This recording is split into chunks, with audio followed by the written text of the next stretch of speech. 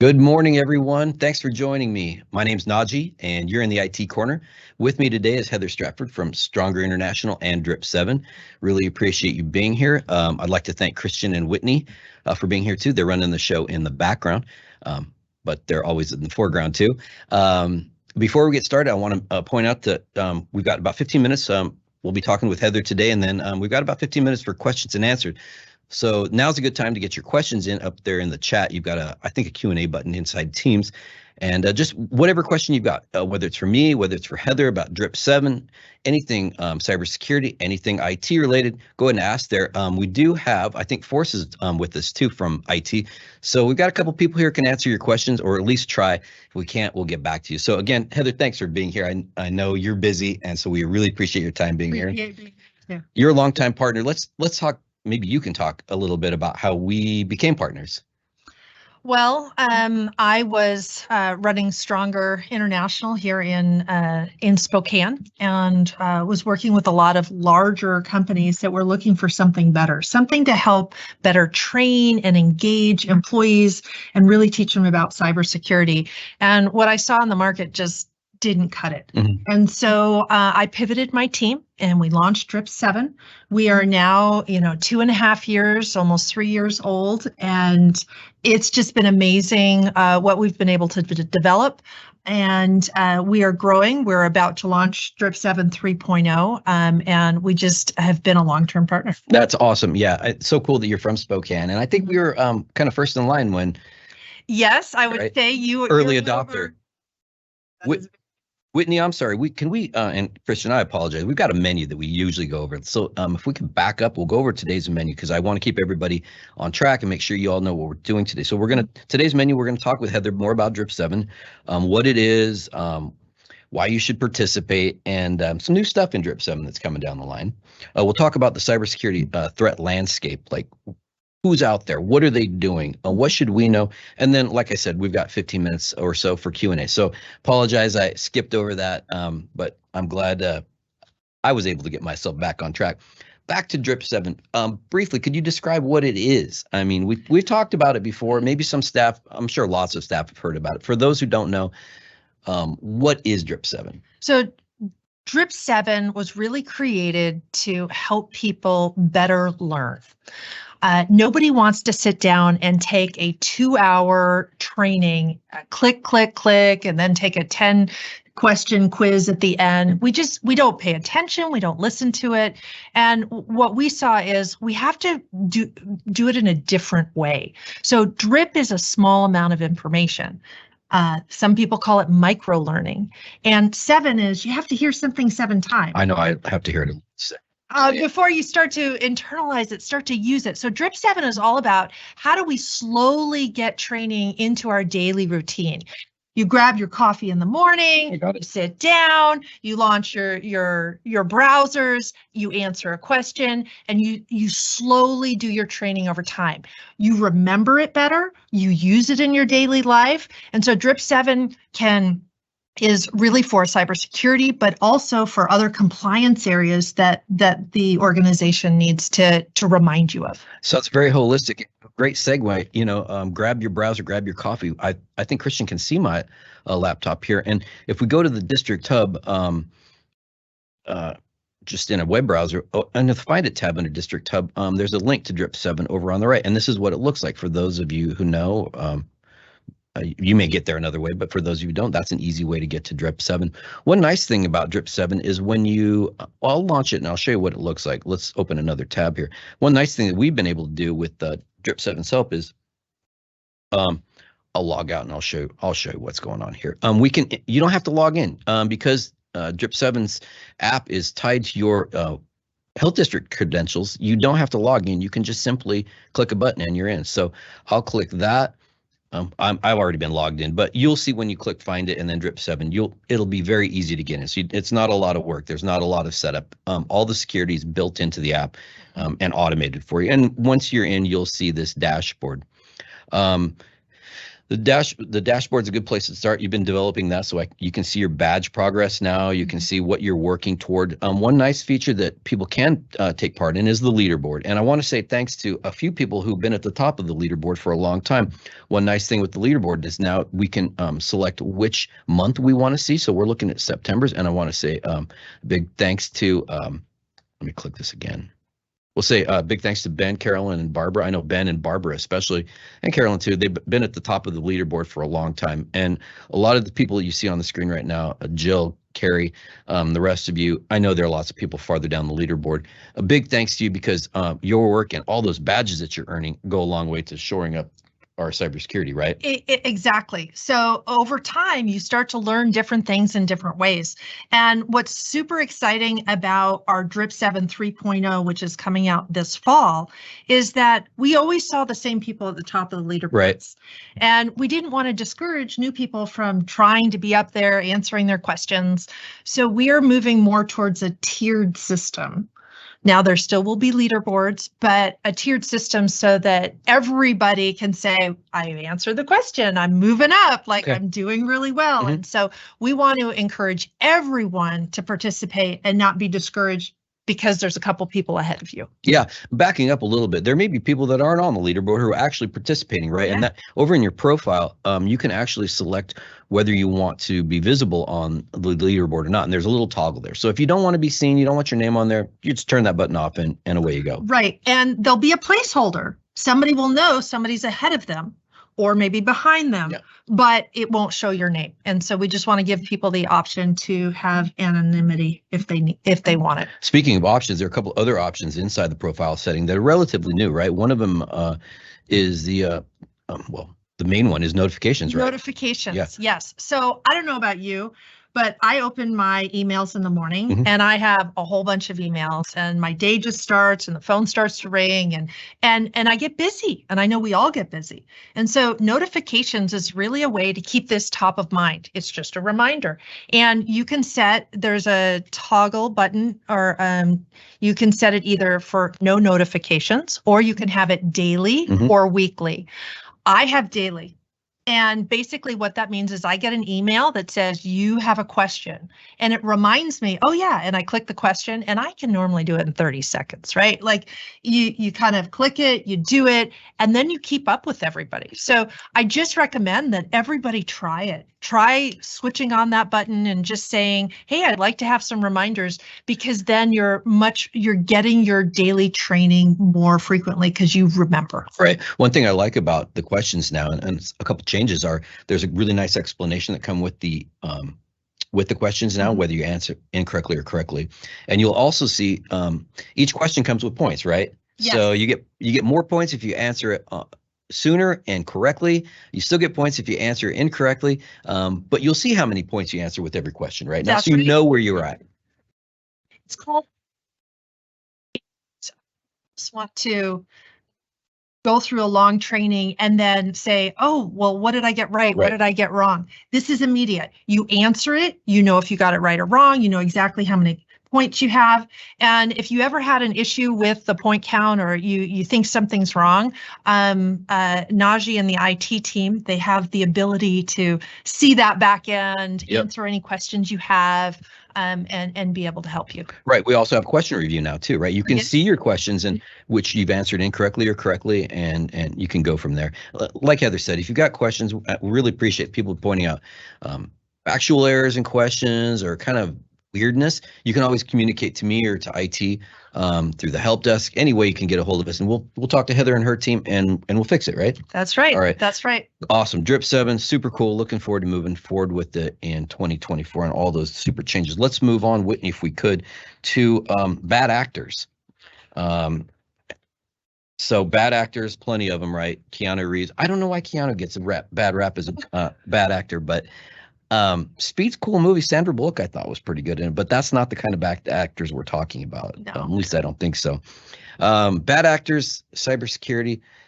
We've got a few of them here on the slide. Well, let's start from the lower right. Carl Spackler. I sorry for all the old movie references, but Caddyshack's one of my favorite. Carl was a an insider. He was the groundskeeper at Bushwood Country Club in Caddyshack, and he had a beef with some of the gophers that were destroying the course, and he ultimately blew up the golf course and destroyed it. But that's not what we're talking about when it comes to cybersecurity. What are bad actors when it comes to insiders in cybersecurity? What kind of things might they do? Yeah, well, what most people don't realize is that about 20% of cybersecurity crime and breaches occur because of a bad actor. Mm-hmm. And that means somebody that has inside knowledge. Yeah, so we're not saying anybody out there is doing this, but these are the state-sponsored actors, insiders, and people performing phishing expeditions. They're the three primary big ones today in 2023. Sorry to interrupt. So back to insiders. So insiders could be anybody that is a disgruntled employee, somebody who just wants to kind of spy on a different department. There's all kinds of people with inside knowledge that might have the ability to have passwords, walk into somebody's office, snag something they really shouldn't have. Yeah. So insider is just different because they have some knowledge of the inside of the organization. So they might be a little bit different in that they might just want to throw a monkey wrench into the works. That's right. Their motivation is not necessarily money. Where if we move up to phishing and credential thieves, I think their goal really ultimately is money, right?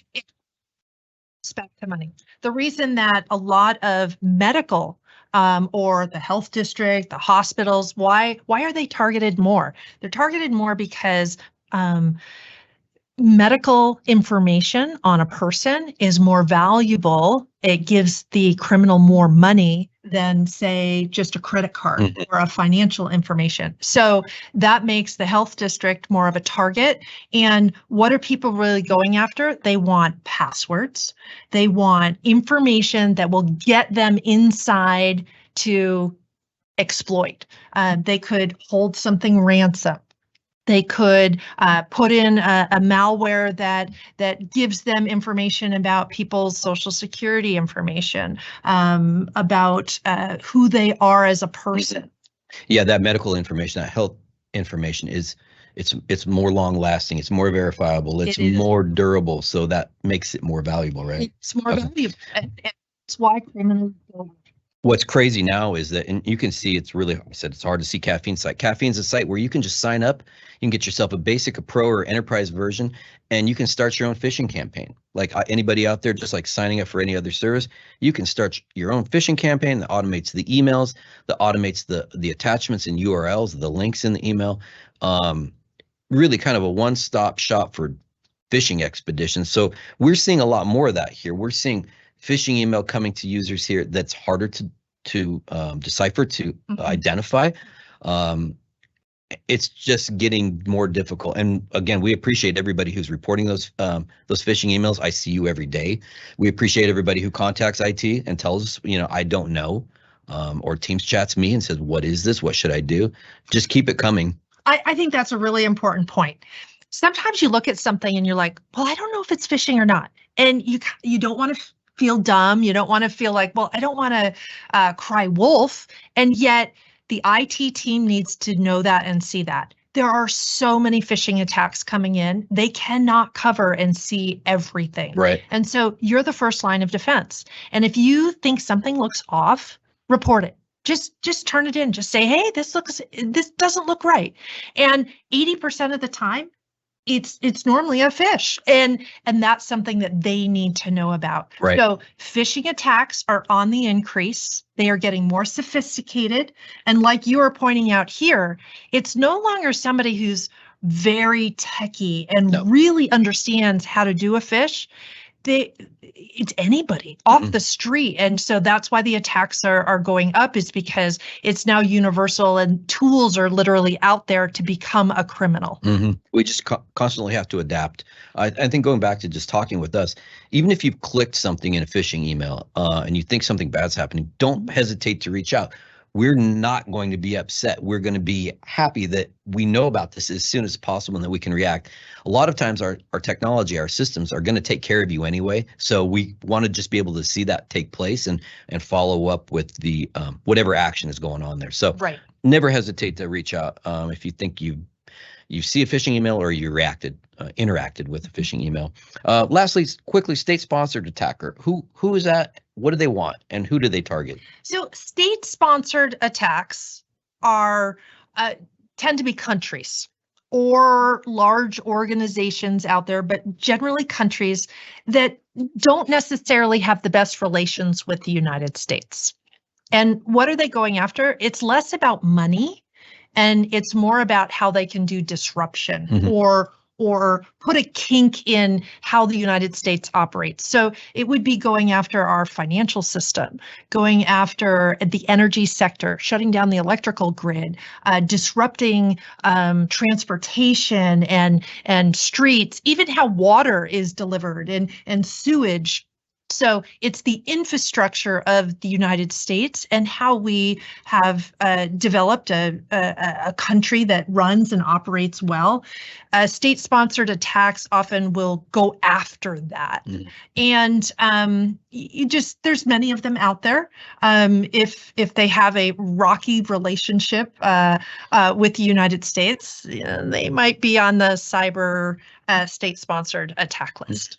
I think we can be sure they're there right now, that they're operating. I think persistence is one thing they're really good at. They hang out in a network or in a system long enough to become familiar with what's going on and elevate their privileges and slowly inch their way towards control. What most people don't realize is they are trained, they get salaries, they are in office buildings in these countries, and their entire job is to find weaknesses and persistently attack. And so that's state-sponsored attacks are also on the increase. And you might see some of them that will make the general news, and a lot of times you won't know because it's been kept very quiet. Maybe cybersecurity circles would know, but just know there's a lot of people out there protecting, looking for, being that first line of defense. I love when we go into airports now, there's these signs that say, if you see something, say something. And it's the same thing with cybersecurity. If you see something, say something. It could be any type of attack from any different type of person, but if you think it's off, let IT know, because that's our first line of defense. Yeah, I think the systems we use now, I know the systems we use now it's looking for everything. Yes. Yeah. So maybe we're not nuclear reactor. We're not part of the FAA, but the attacks are still relevant. They are. Yeah. They are. All right. So that kind of wraps up Drip7 and some of the bad actors out there right now. I wanted to point out that October is Cybersecurity Awareness Month, and I've been talking to your crew over at Drip7, and we're going to be working on some events, some activities, something to get everybody more aware of cybersecurity and what they can do. So look for that in the near future. We've got a couple weeks till October. Cybersecurity Awareness Month, the whole month of October, obviously. Let me just point out one last thing. Drip7 and participating with it really helps with anybody's job here at Spokane Regional Health District. But the skills you learn translate to your personal life, and they help you, and then you can teach your elderly parents, your kids, your spouse, right? Your significant other, right? You can help teach other people. Your coworker. So the skills that are learned are good no matter where you're at, and you need them because attacks are increasing. I think everybody recognizes that. One thing that's really cool at Drip7 is it's not just the health district and smaller organizations like ours who are participating. You're branching out into much larger entities and places, right? Yes, we are. We have universities, government entities, financial institutions, some well-known ones that people would recognize the logos of, and we're growing. So we're super excited to help more people better understand and better learn about this important area. That's awesome. So other people recognize too. It's not That's right. so we're not just leading people on. Okay, good. Right. I was going to use some other phraseology there that's probably not appropriate for this time of day. So with that, I think we're up for Q&A. Christian, does anybody have any questions? Yeah, what's your question? Yes.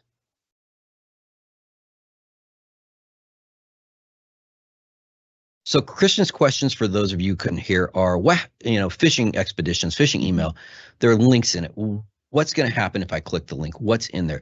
Variety of things. These days, the links are becoming less. The links and attachments are becoming less obvious. With a DIY, what they call phishing as a service application like Caffeine, the link and the attachment in the email, they lead you very generally these days to a credential harvesting site. Can you fill in for folks what a credential harvesting site is? Yeah, so they'll take everything and anything that they can see in your profile. So like usernames, passwords, usernames, something that identifies you. Basically, they are taking any valuable information that they can get money for. Credential harvesting is huge these days. And what sites like Caffeine and phishing as a service type offerings will do is they will actually pull through what's called an API. They will pull the Microsoft login page into their system so that when you go to their credential harvesting site, you cannot distinguish theirs from the real thing. So let me just put a different spin on that exact question. So when you click on a link, it exposes you to people who are criminals. So just like if you left your door unlocked and you left it wide open and somebody walked down the street, they could just walk in and take whatever they wanted. It opens the door. It opens the door, right? It opens the door, and they can do lots of things in your house. They could steal stuff, or they can destroy stuff, or they can burn stuff down. I mean, there's a lot of different bad things they can do once they have access. And so that clicking on that link gives them the access, and there's a number of different ways they attack once they're in. One thing that we've got is an extra door. So we use multi-factor authentication here. That's right. So even if for some reason your credentials were able to be compromised, you've still got that second factor that they would need in order to get into your account. We have seen in the last month a couple government organizations who we're tied to, we've seen accounts there, email accounts, be compromised. And those accounts now were, the contacts in those email accounts were being used for phishing expeditions. And for one person up north at a health jurisdiction, probably thousands and thousands of emails were sent without his control to contacts. And those phishing emails contained a spreadsheet. Fortunately, we were protected here, but that spreadsheet contained some software code that would block access to that user's email. So they were locked out at that point. So it's very far reaching. It's not in, there is ransomware in emails and malware in emails that occurs, but generally, to your point, Heather, it's the credentials they want. It's the information so they can continue to spread. It's that shotgun approach. They're going to find one weak link, one weak email, and somebody will pay for access or cough something up. But to your question, Christian, it's generally credentials and emails right now that people want. Any other questions for us? Okay.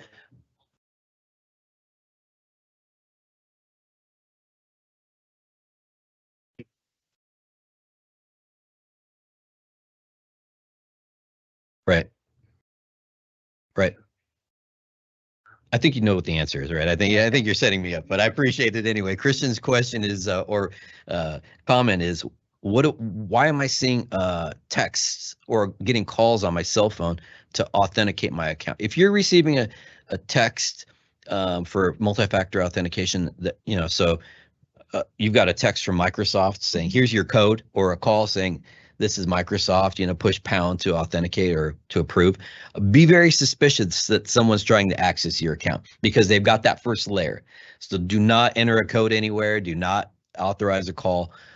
Contact IT immediately. Any other suggestions? I would just say that more recently, we have seen where they attack and then they attack and attack and attack, and it's called fatigue. Mm-hmm. And finally, you're like, man, I've hit this button to ignore it 6 times. I guess maybe it's true. Right. Right. Like, so they attack so often, they fatigue you into the action that they'd like you to take. So don't fall for it.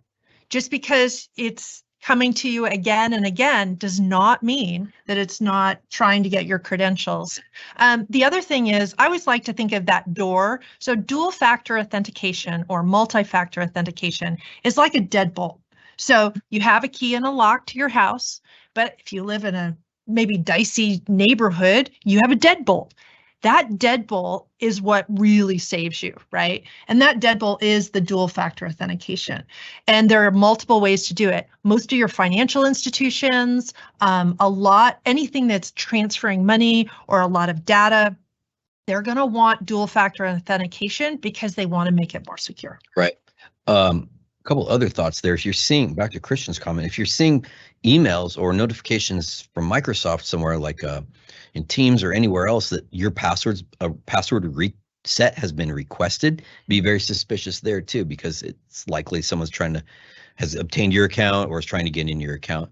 I would also say on that, many of you tend to bring your work home, or you work from a home office.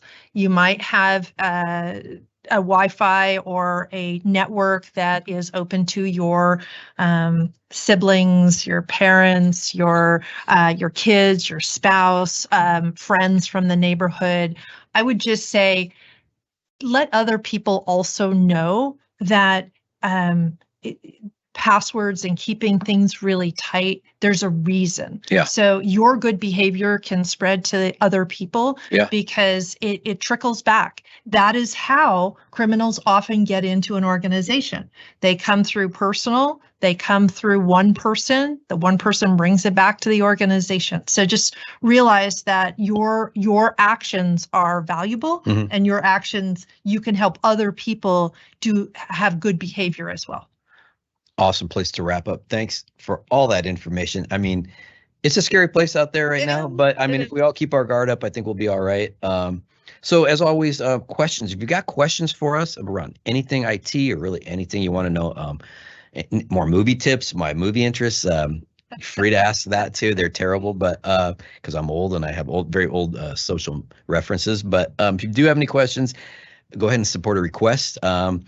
Christian, I don't know if you can see it, but I've got my laptop here again. If we go back to find it, there's a a help center.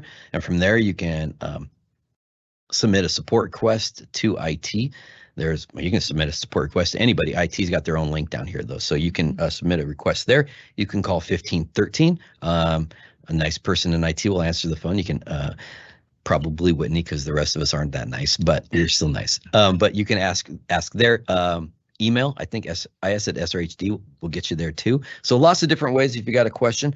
We'll be back next month, Cybersecurity Awareness Month, for another IT Corner. I think we've got everything there. Everybody, thanks for reporting phishing. I want to thank everybody there again. Like I said, I see you all reporting. That really helps us out. Knock on wood, I'm not going to say it, but Heather, thanks again. Whitney, Christian, everybody in communications for helping us with this event. I think Amy and crew made some really cool flyers for the building that Whitney and I put up yesterday. So you can see some of the newer topics on that flyer that we're going to be bringing to you in the IT Corner. And with that, I will let you all go. Have a fantastic Thursday, a great weekend. Enjoy the sunshine while we've got it, and we will see you soon. Thanks.